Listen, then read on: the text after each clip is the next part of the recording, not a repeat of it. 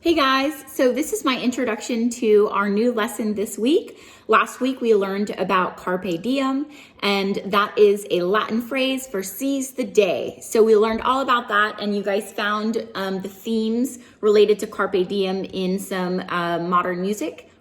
So we're gonna go ahead and transition this week into talking to our future selves, which is gonna be a fun little project that we're gonna do. It's gonna take a 3-week process. And you're going to be writing a letter to your future self. So Miss Sullivan and I have kind of crafted this lesson together, and I'm going to read you Miss Sullivan's words. You don't need to be a celebrity, politician, all-star athlete, or drive a Bentley to have a special and meaningful life. One must simply know how to enjoy each moment as if it were the last. We tend to rush through the days, weeks, and months waiting for something big to happen instead of creating little moments of success each day. So we're going to go ahead and talk about how we can learn from ourselves. So I have learned so much from my past self that I use every single day to be better now. So when I was 17 years old, I wasn't necessarily thinking about my future self and how my decisions and my actions would affect my future self, but they did. And I look back and I thank myself sometimes because I'm happy that I worked hard and I seized some moments that paid off for me now. So we're going to talk about a letter that we're going to write to ourselves. This week's lesson is called Dear Future Self, Carpe Diem.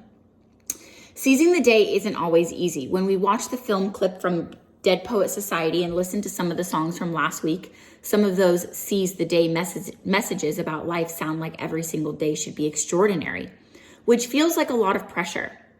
We know every single day isn't extraordinary, but we can make each day meaningful in little ways. Simply ask yourself, what can I be doing right now that will make things better for myself or someone else?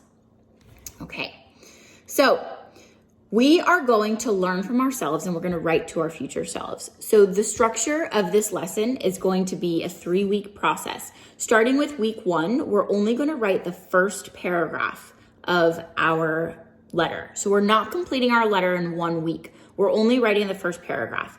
So I expect you guys to go through the whole planning process, the whole brainstorming process before you actually write your letter.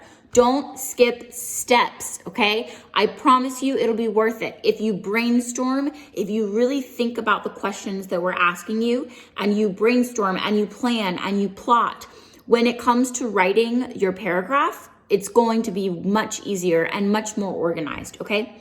So follow through this slide. This is going to be part 1A slide that you're currently on. And then I will see you guys again in the next slide when we talk about brainstorming. All right, bye.